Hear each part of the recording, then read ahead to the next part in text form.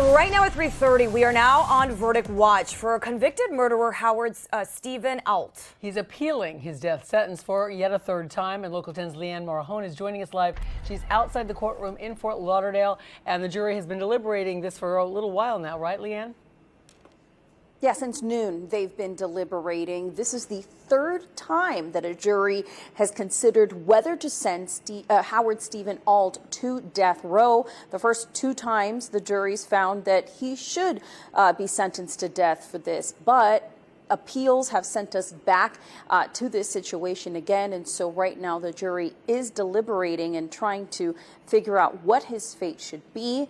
Howard Steven Ault was first convicted of this heinous crime about 25 years ago.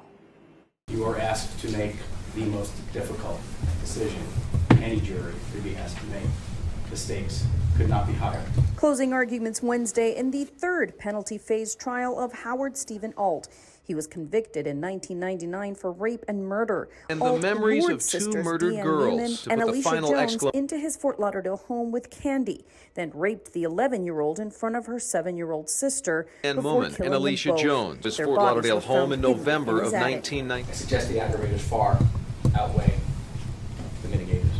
Ault was sentenced to death twice before, but successful appeals have brought the issue of his sentence back before a jury, who must consider factors such as the nature and motivation of his crimes, the victims' ages, and whether the murders were especially heinous, atrocious, or cruel. If he were to be sentenced to life for the murders of Deanne and Alicia, he suffers no additional punishment. He might as well have been found not guilty. Objection. But the jury must also consider mitigating factors. Some of you wanted to know about remorse. I think this is our reason for life, because there's humanity left in this man.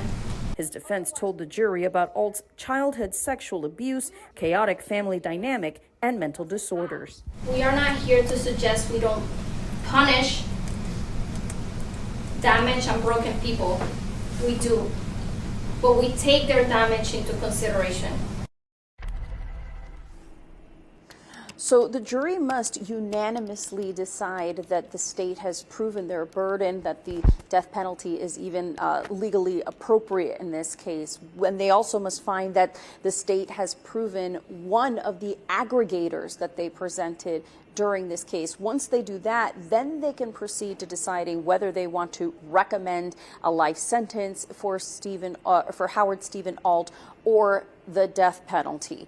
They would only need 8 of 12 jurors to agree on the death penalty in order for him to be sent to death row. Reporting live in Fort Lauderdale, Leanne Morahone, Local 10 News.